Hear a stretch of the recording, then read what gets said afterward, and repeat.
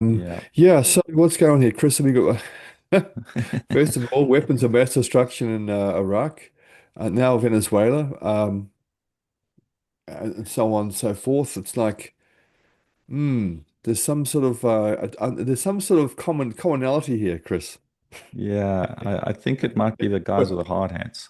That must be it. yes, put it Um, this way: if there was no oil involved in Iraq and no oil involved in Venezuela, maybe not so much yeah.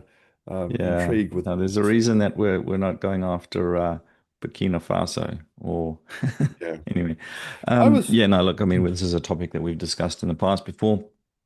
Um, and I know we made mention of the fact that the US administration was going to consolidate the resources and resource routes across the Americas. So essentially, the Monroe Doctrine 2.0, which is it has um, different probabilities for the relevant country. So one of them, of course, that is now in the headlines is Venezuela. And that's a bit of a conflict zone, if you will. At least at this point, it's politically conflicted. Um, there is Chinese and Russian interests in Venezuela, and of course, that's what the US is looking to eradicate. And of course, they also need the oil.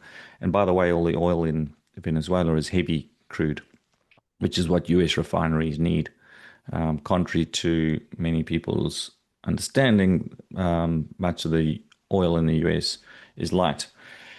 So the shale oil, for example, which is which is to say it's not usable in the refineries. They got to export it and then they import from places like Saudi.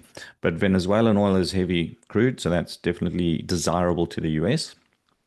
Um, and then the other component here, of course, is that Trump came out and mentioned that the airspace was shut to everybody, and that the U.S. military is going to patrol that, and that has been basically rejected by both Russia and China, who continue to fly their planes in and out unobstructed.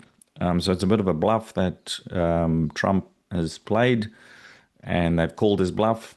And now he's in a tricky position because what are you going to do? You can't shoot down a bunch of passengers that have done nothing wrong in some Chinese plane.